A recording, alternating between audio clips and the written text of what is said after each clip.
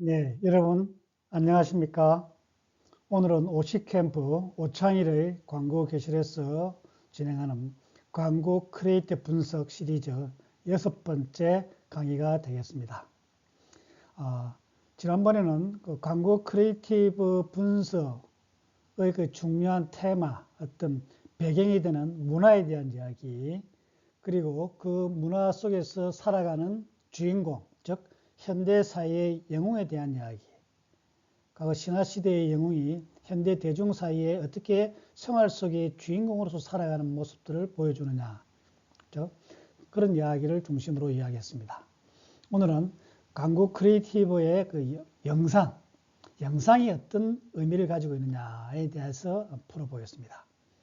먼저 기본적으로 영상의 의미는 그 어떻게 의미가 생성되고 그 다음에 일반적인 소비자들이 그 영상을 어떻게 인식하느냐에 대한 이야기가 될 수 있겠죠. 그리고 그 영상은 크리에이티브 분명한 아주 중요한 구성 요소입니다. 표현 요소인데 그 영상은 독립적으로 있는 게 아니고 옆에 있는 다른 어떤 미장센의 여러 가지 요소들과 함께 그 의미가 결합합니다. 결합해서 새로운 의미를 만들어낸다라고 하는 개념, 그런 새로운 의미를 가지고 의미를 우리 소비자들은 생활 속의 주인공으로서 자기의 문제를 해결하고 그것이 어떤 의미가 있는지를 파악하고 인식하게 된다. 그런 의미가 될 수 있겠죠. 우리 학습 목표라 그럴까요? 연상 분석의 요소와 의미를 말할 수 있고, 그 다음에 영상과 인식의 관계, 이런 것들에 대해서 이야기가 될 것 같습니다. 먼저 영상 미학이란 영상의 어떤 아름다움, 그죠? 그런 미적인 감각, 그런 테마가 어떻게 나오느냐, 그죠? 그것이 무엇이냐, 이런 이야기 되겠죠. 영상은 촬영을 해야 되니까 렌즈에 의해 표현된 빛과 그림자의 농담이다. 짙고 옅다는 이야기죠. 빛이 강하냐, 그림자가 강하냐, 옅으냐. 그 다음에 어떤 형태, 어떤 모양을 가지고 있느냐에 대한 지각적인 반응을 분석하는 예술적인 학문 분야이다. 여기 일반적인 사전적인 의미가 되겠죠. 기본적으로 중요한 요소가 뭐냐? 빛과 그림자고 렌즈에 의해 표현됐기 때문에 선택됐다는 것이죠. 그러니까 그 나타났을 때 소비자들이 어떻게 수용하느냐, 어떻게 보고 느끼느냐, 시지각이 되겠죠. 반응을 분석하는 것이 영상 미학이고, 크리에이티브 분석이라고 하는 것은 이런 영상 미학을 기본으로 해서 바탕으로 해서 분석하게 된다. 그런 뜻이 되겠습니다.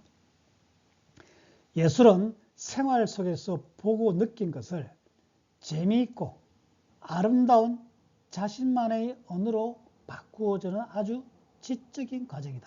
에드먼이라는 사람이 이야기했는데, 생활 속에서 보고 느낀다는 것이죠. 그 느낀 것을 어떻게 재미있게, 그죠? 특히 우리 현대사회에 굉장히 중요한 키워드지 않습니까? 엔터테인먼트가 있어야 된다. 그 다음에 아름다워야 된답니다. 물론 모든 것이 다 아름답지는 않습니다만 가능한 한 아름답게 표현함으로써 현실에서의 일상 탈출을 할 수 있고 새로운 이상행에 대한 어떤 동경을 갖게 된다는 이야기죠. 그러면은 그 영상에 어떤 새로운 미학이 생길 수 있다. 그러한 것을 자신만의 언어로 바꾸어진다. 자신만의 언어. 이게 바로 독창성, 개성, 차별성이 되겠죠. 일종의 특성화가 되겠습니다. 그렇게 잘 표현해야만이 그것이 진정한 영상 미학이 될 수 있다. 이렇게 될 수 있습니다. 그러니까 기본적으로 중요한 개념이 뭐냐면 어떤 문제를 명료하느냐, 뚜렷하게 드러내줘야 된다는 것이겠죠. 그다음 드러냄으로써 어떤 특징에 의해서 선택이 됩니다. 렌즈에 의해서 선택이 됐기 때문에 그 부분을 강조해야 된다는 것이죠. 강조하는 과정이 된다. 이런 과정이 영상 미학이 태어나기 위해서는 필요하다. 명료와 강조. 그러니까 명료와 강조의 과정의 의미가 뭐냐? 특정한 장소의 실제 상황을 있는 그대로 녹화하는 것은 명료화 과정과 강조 과정을 거친다. 그렇죠. 어떤 특정한 장소에서 어떤 새로운 영상, 스토리텔링이 될 수 있는 요소, 어떤 테마, 주인공의 활동 상황, 이런 것을 녹화한다는 것은 무엇이라고 하는 것을 분명히 보여주는 것이죠.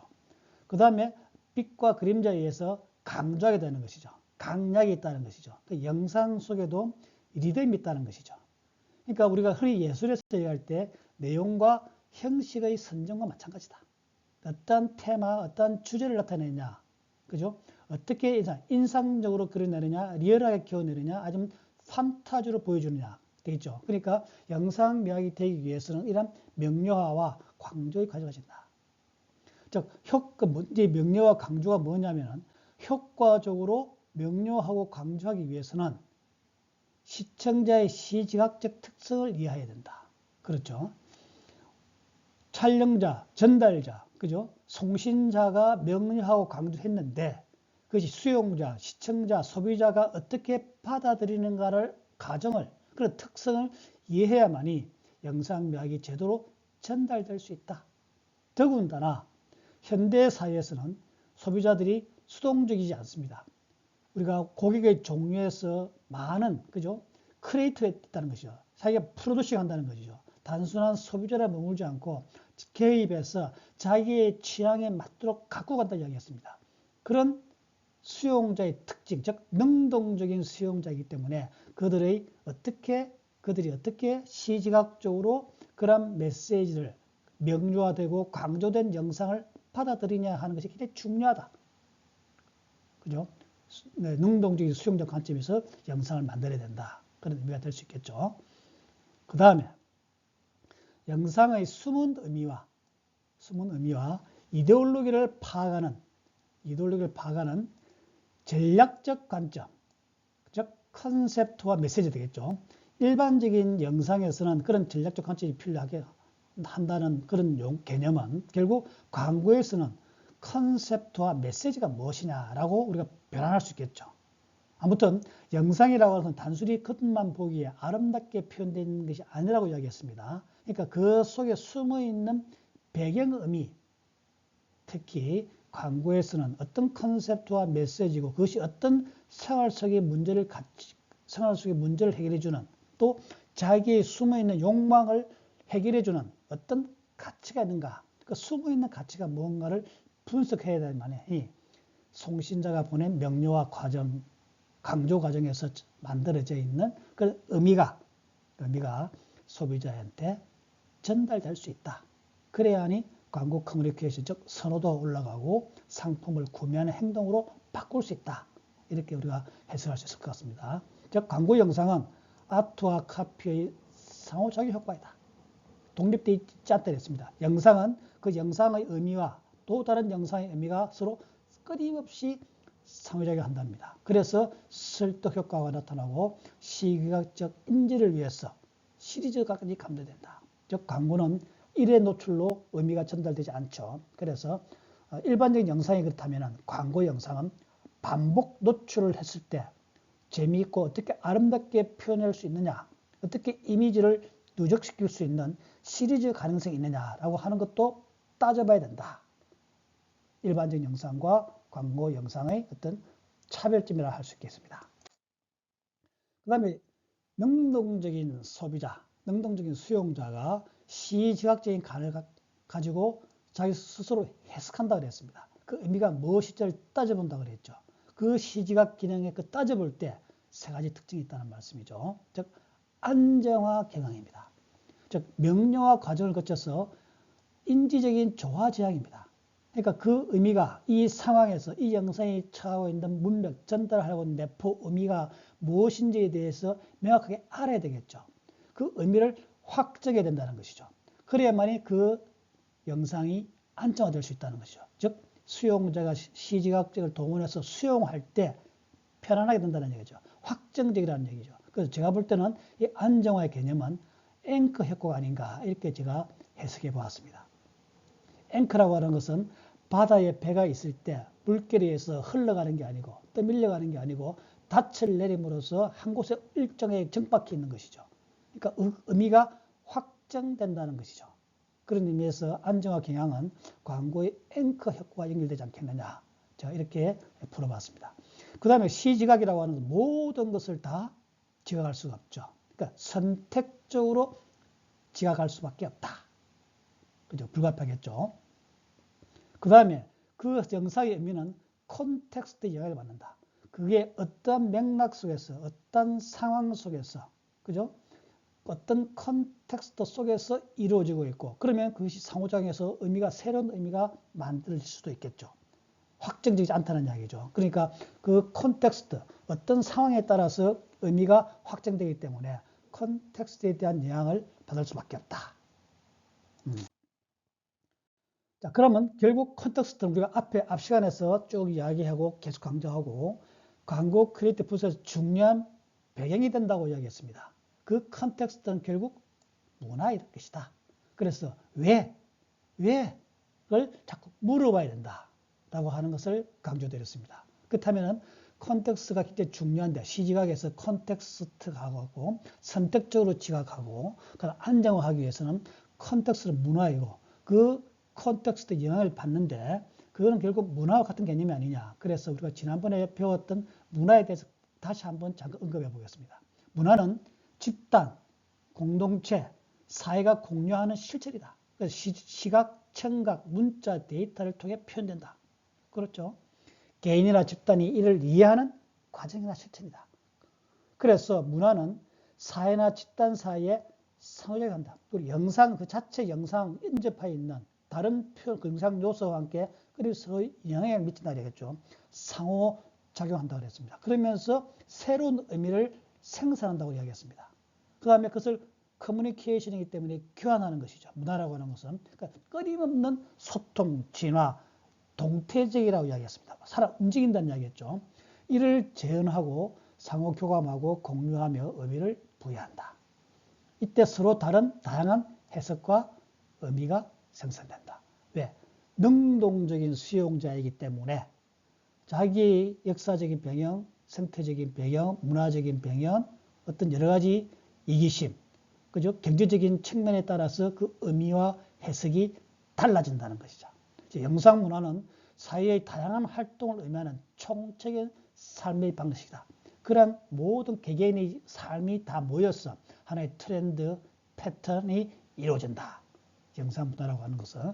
결국 그런 것들은 전부 다 콘텍스트, 크리에이티브 분석의 배경이 되는 것이다. 더군다나 일반적 영상의 개념이 이렇다면 광고는 시대의 반영이고 사회의 거울이라고 그랬습니다. 그러니까 끊임없이 우리가 상호작용 이야기한다고 그랬죠. 상호작용하듯이 끊임없이 공생관계를 가지고 있다. 광고는 시대와 사회와 소비자와 문화와의 공생관계를 가지고 있다. 이런 말을 할 수 있을 것 같습니다. 자, 우리가 앞에서 선택적인 시각과 강조와 안정화를 했죠. 어떻게 소비자들이 시지각적인 반응을 하느냐 이렇게 했지 않습니까? 이 왼쪽에 이 사진을 보면, 이 영상을 본다면 남자가 한 여자의 손에 키스를 하고 있는 모습이죠. 요게 줌인 됐다면, 줌아웃 돼가지고 빠져본다면 굉장히 위기 상황에서 손을 잡고 구조하고 있다는 것이죠. 사랑의 표현이 아니고 구원의 자세로 이 영상이 되어 있다는 것이죠. 이 구원의 영상, 이 전체적인 상황이 뭐냐면 결국 컨텍스트라는 얘기죠. 이 컨텍스트에서 이 부분과 이 부분을 어떻게 해석해낼 것이냐, 어떻게 의미를 확정하고 이 강조된 이 영상에서 어떤 의미를 앵커 효과에 의해서 확정하느냐라는 과정을 거치게 된다. 영상이라고 하는 것은. 그러니까 우리가 이 컨텍스트의 중요성을 우리가 다시 한번 확인할 수 있을 것 같습니다. 영상 제작의 미학적 원리와 방법이라는 부분을 보면 이런 자료가 있습니다. 이 부분은 이 모자를 쓰고 있는 남자가 이렇게 무언가를 그죠? 하고 있고, 그 다음에 또 다른 이 남자는 이 다른 사람들과 함께 이 시장인지 꽃 과계인지 그죠? 벼룩시장 같은 데 있는 모습이 보이고, 이 사람이 보이고, 이 사람이 보인다. 그러니까 이 개별로 본다면, 컨텍스트를 인정하지 않는다면 전혀 다른 네 가지 사건의 영상입니다. 그렇죠? 근데 여기서 사실을 알고 보면은 이 영상에서 이 부분과 이 부분과 이 부분과 이 부분을 따로따로 잘라냈다는 것이죠. 특정한 부분을 이 관점, 이 렌즈의 시선으로 강조되었을 뿐이라는 얘기죠. 즉 선택적으로 지각해서 영상을 만들어서 뿌리라는 이야기죠. 그죠? 근데 결국 이런 상황이었다는 거죠. 이 상황에서 한쪽씩 나눠서 뿌리다. 근데 기본적으로 요라고 한 하나의 벼룩시장의 모습, 그죠? 어떤 공원의 모습에 있는 모습에서 이루어지고 있는 하나의 선택적인 지각을 뿌렸다. 그러니까 우리가 영상 분석할 때 이러한 배경이 되고 있는 장소, 시간, 문화, 배경을 알아야 된다는 것이죠. 그렇게 해야만이 그 영상의 의미가 확정되더라. 알겠죠? 근데 우리가 크리에이티브 분석할 때 이러한 것들에 대해서 염두에 두고 있어야 된다. 영상은 그러니까 결국 유기체다. 살아 움직이는 생물이라는 이야기죠. 살아 움직이는 생물이다. 우리가 유기체란 말을 많이 쓰지 않습니까? 유기체란 것은 기본적으로 생물, 살아 움직인다는 얘기죠. 우리가 정치가 생물이다, 문화가 생물이다, 학교의 학생들의 상호관계, 친구, 우정, 모든 것이 살아 움직인다는 말을 많이 하고 있지 않습니까? 살아 움직인다는 것이죠. 그러니까 결국 생물이라고 하는 것은 구성 요소, 구성 성분이 있다고 하는 것이죠. 그 다음에 그런 구성 성분이 서로 상호작용하는 하나의 체계가 있더라. 체계가 있더라. 그 말씀이죠. 그러니까 유기체란 말에 대한 의미가 요 두 개의 요소를 잘 기억하고 있으면 좋겠습니다. 그게 결국 그들끼리 상호 영향을 미치면서 서로 상호작용하면서 새로운 영상 의미를 만들어내더라. 우리가 우리 인간 사회에 다 보면 알 수가 있겠죠. 어떤 사람은 이렇게 해석하고 어떤 사람은 이렇게 선택적으로 지각한다는 것이죠. 근데 끊임없이 서로 상호작용해서 충돌해서 갈등하고 충돌해서 새로운 의미를 만들어내더라. 그럼 이 유기체, 영상이라고 해서 유기체를 본다는 거죠. 영상 해석소가 있다는 거죠. 즉 결국 이 성분을 이야기하는 것입니다. 이 유기체 영상을 구성하고 있는 구성 요소, 그것을 우리가 이렇게 일단 해석해 두 개념을 우리가 서로 소통하도록 합시다요. 의미가 되는 가장 작은 단위, 유기체 구성 요소의 가장 의미를 해석하는 가장 작은 단위. 우리가 우리 인간으로 본다면, 동물로 본다면 하나의 세포가 되겠죠. 세포. 하나의 세포가 되는데 이 세포 만들어서 하나의 유기체, 동물을 만듭니다만은 그것이 단순한 그 구성 요소로 있는 게 아니고 살아 움직이지 않습니까? 활동하지 않습니까? 그렇게 본다면 되겠습니다. 그래서 그 구성 요소에 해당하는 가장 작은 의미 단위를 의미소 혹은 해석할 수 있는 가장 작은 구성 요소, 그렇게 해서 의미소나 해석소가 무엇이가 하는 것을 우리가 나중에 강조하겠습니다만, 설명드리겠습니다만, 그런 개념이 있다는 것을 일단 알아두시면 좋겠습니다. 그러니까 그런 가장 작은 의미 해석 단위는 그 영상에 꼭 있어야 되고 무언가 의미를 갖고 있다. 뭐 어렵지 않죠. 관의 구성 요소는 있어야 될 의미가 필연적으로 있어야 되고 그것은 의미를 갖고 있다. 이 말은 이렇게 표현할 수 있을 것 같아요. 있는 것은 해석소, 의미소가 있는 것은 아무것도 버릴 것이 없다. 우리 영상이 있다면 뭐든지 다 의미가 있다. 꼭 있어야 된다. 그래서 없어도 좋은 것은 없다. 이런 식으로 풀면은 의미가 좀 더 쉬워질 것 같아요. 자, 이것도 나중에 이제 우리가 분석할 때 많이 쓰는 말이 되겠습니다만, 영상에서의 미장센. 한 화면에서 구성 요소들, 소품들이 어떤 위치에서 어떤 의미를 가지고 있느냐라는 것을 따져보는 것이죠. 그게 미장센이라고 합니다. 그 다음에 그게 일종의 몽타주입니다. 몽타주 일종의 편집으로 이해하시면 될 것 같아요. 미장센이 공간적인 개념이라면 몽타주는 다분히 시간적인 의미가 강조됐겠죠. 그러니까 우리가 특히 광고 크리에이티브 영상 TV 시험에서 이런 미장센과 몽타주 어떻게 편집하느냐에 따라서 그 영상은 완전히 다른 의미를 만들어낼 수 있죠. 영화도 마찬가지고 방송도 마찬가지입니다. 여러 가지 이제 기법들이 많이 나오고 있습니다만 기본적으로 이런 미장센과 몽타주, 공간과 시간의 개념, 그러니까 그러한 구성 요소들이 서로 필연적인 의미를 가지고 오면서 서로 갈등하고 충돌하더라. 이것은 좀 더 쉽게 본다면 한자의 조성원리인 회의, 즉 뜻을 모은다는 뜻이겠죠. 영상은 의미와 의미가 결합해서 새로운 의미를 만들어야 하고 그 다음에 새로운 소리까지 넣어야 하는 어려움이 있다. 그래서 광고 크리에이티브 영상, 뭐 일반 영상을 포함해서 영화, 방송 다 마찬가지입니다. 웹툰, 만화, 그죠? 다 마찬가지입니다. 이거 어떤 내용이냐면 해일자, 일자하고 달, 월자가 합쳤으면 이렇게 명이 되지 않습니까? 그래서 뜻이 해와 달이라고 하는 의미가 서로 충돌해서 밝다라고 하는 새로운 단어가 만들어지지 않습니까? 이런 구성 요소, 이런 영상의 해석소, 이런 영상의 의미소가 합쳐서 이렇게 명이라고 하는 새로운 의미를 생성해 내더라. 이게 바로 제가 말씀드리는 영상의 유기체적인 개념이다. 네, 뭐 아시겠죠? 여러분 잘 아시는 기생충이죠. 우리가 여러 가지 해석을 합니다. 이런 영화를 분석하는 것은 결국 그것이 어떤 구성 요소, 어떤 의미소, 해석소로 있는 걸 해부해보고 그것을 해석하고 그래서 비판적으로 본다는 것이죠. 타기만의 개성, 그죠? 비판자, 해석자, 분석자만의 비판의식을 가지고 있고, 그 다음 결국 그러한 것을 지식과 경험과 구조를 가지고 결국 나중에 우리는 창작을 할 수 있는 기본적인 틀을, 그런 지식을, 그런 경험을 우리가 학습하게 된다. 그런 것이죠. 예를 들면, 요 외에 눈먼 띠를, 포스터인데, 이 띠를 다 했을까? 이런 것에 대해서 의미, 사회 문화적인 배경 의미, 이런 것들을 따져본다면 굉장히 좋은 분석 자료가 될 것이다. 뭐 예를 들어서 이런 그 사회의 어떤 갈등, 그죠? 부익부, 빈익빈, 그러니까 계급 구조에 대한 어떤 외면, 회피, 그죠? 보기 싫다. 그런 것들을 어떤 비주얼적으로 그런 컨텍스트에서 나올 수밖에 없는, 이 영화가 나올 수밖에 없는 그런 배경에 대한 의미를 상징적으로 자기만의 관점으로 보여주었다 볼 수 있지 않을까라고 우리가 해석할 수 있다는 것이죠. 그럼 그 해석이 공감력이 크면은 그 영화로 혹은 영상으로 대중의 어떤 호응을 받고 소위 말해서 대박 히트를 치게 되는 것이죠. 그 공감의 폭이 좁아야 된다는 것이죠.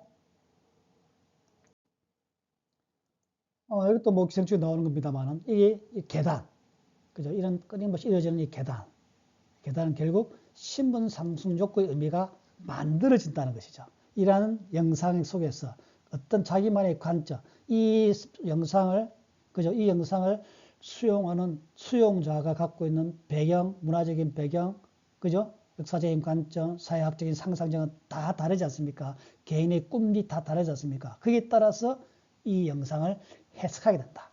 그럴 때 가장 공통적으로 보편적으로 수용할 수 있는 의미는 바로 이런 신분상승 욕구가 아닌가 볼 수 있는 거죠. 특히 우리 계단은 굉장히 의미가 깊습니다. 지위 상승의 욕구. 우리가 기생충이나 이런 데서 나오는 욕구. 그 다음에 외국인과 조카에서 나오는 이 계단. 굉장히 의미가 있지 않습니까? 즉, 이런 보편적인 영상의 의미, 내포 의미는 국제적으로 일반화되어 있고 보편화될 수 있는 것들이 많이 있다. 그죠? 그런 것들을 상동하면은 클리셰, 상투적인 것이 아닌 한 굉장히 영상의 의미를 창출하는 데 굉장히 도움이 된다. 그 다음에 우리 광고에서도 이런 걸 우리가 찾아볼 수가 있죠. 생활 속에 많이 나오고 있습니다. 뭐 최근에 많이 그 노출되고 있는 광고인데, 콜데온 TVCM입니다. 볼 때 이 약간 그 노인이라 할 수 있겠죠. 좀 어르신 때 되시는 남자분과 여자분인데 저 부부관계의 모양입니다. 그런데 여자가 굉장히 이야기합니다. 관계에 대해서 이야기하는데 이 남편의 어떤 가부장적인 그런 표정과 어투로 연출이 되어 있죠. 이 영상이 만들어져 있습니다. 이 남자가 이런 이야기합니다. 우리 나이엔 어떤 관계든 빠르게 쿨다운이지. 그래서 굉장히 툭툭 튕기는 말. 여자분이 굉장히 그 관계가 어려운 데에서 이 복잡한 관계를 어떻게 해결하느냐라고 하는 것에 대해서 막 설명하는데 가부장적인 한마디로 여자를 무시하는 듯한 그런 어투로 표정으로 하고 있지 않습니까? 결국 이런 것은 이 표현 요소를 서로 상호작용하고 있고 우리 사회에서 가부장적인 사회라고 하는 지배 이데올로기가 있는데 그런 문화를 배경으로서 만드는 것이 아닌가 라고 우리가 해석해낼 수 있다는 것이죠. 해석해낼 수 있다는 거. 그런 의미에서 영상은 문화적인 컨텍스트를 철저히 반영하고 있더라. 이런 말씀을 드리고 싶습니다. 모자가 있는데 이게 보면은 우리가 어린 왕자에 나오는 이야기죠. 박혀 있고 겉으로 본다면은 모자입니다만은 사실은 모자 속에는 이런 보화뱀이 코끼가 있는 것이죠. 코끼리 들어있는 것이죠. 그러니까 이 보아뱀이 품고 있는, 이 보아뱀처럼 보이는 모자가 사실 품고 있는 것은 이런 코끼리라는 것이죠. 금만 뱀이 아니고 코끼리라고 하는 것은, 즉 겉의 표면 구조와 안의 심적 내면의 구조가 이렇게 다를 수가 있다는 것이죠. 영상은. 그래서 겉만 보고 판단하지 안 된다. 그죠? 속의 심층 의미가 뭔가를 따져본다. 그것이 바로 우리는 분석이다. 그 다음에 우리가 화폐에서도 보면은 기호학과 암호학과 도성학 등의 많은 폭넓은 지식을 접합시킨 것이 다 들어가 있더라. 우리가 매일 쓰고 있는 화폐입니다. 율곡이고 이왕이고 세종대왕이고 사임당이 있는데 돈의 액수가 다 다릅니다. 그러니까 이러한 것들은 구도적으로 단순히 화폐 위조 방지하기 위해 여러 장치들이 있습니다만 왜 이런 영상, 이런 도안, 이런 인물을 채택해서 일반 국민들이 쓰고 있는 화폐의 도안으로 만들었냐라고 하는 것은 굉장히 중요하다. 왜 이런 사람분들을 선택했느냐. 우리 민족, 우리 대한민국 국민들의 어떤 상징적인 그리고 기감이 될 수 있는 분들, 역사적인 위대한 업적을 남기신 분들을 칭송하기 위한 것이 포함되어 있고, 그 다음에 여성을 선택했다고 하는 것은 여성에 대한 사회적인 배경을 감안했다고 볼 수 있다. 그 말씀이죠. 그러니까 그러한 어떤 배경에 대한 이야기를 우리가 하지 않을 수 없다. 여성에 대한 사회적인 접근. 그 다음에 이것은 우리 사회에서 여성에 대한 어떤 배려가 있어야 된다고 하는 지배적인 이데올로기를 반영했다고 볼 수 있는 것이죠. 그러니까 우리가 이런 도안을 볼 때, 영상을 볼 때 다양한 관점에서 어떤 의미가 있고 어떤 관점을 택하냐에 따라서 굉장히 달라지다. 그리고 그 속에 숨어있는 내면 심층 구조의 코드를 발견하는 것이 바로 크리에이티브 영상 분석이다.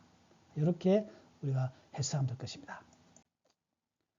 최근에 많이 이제 사회적으로 화제가 되고 있는 검찰청입니다. 검찰청의 시야입니다.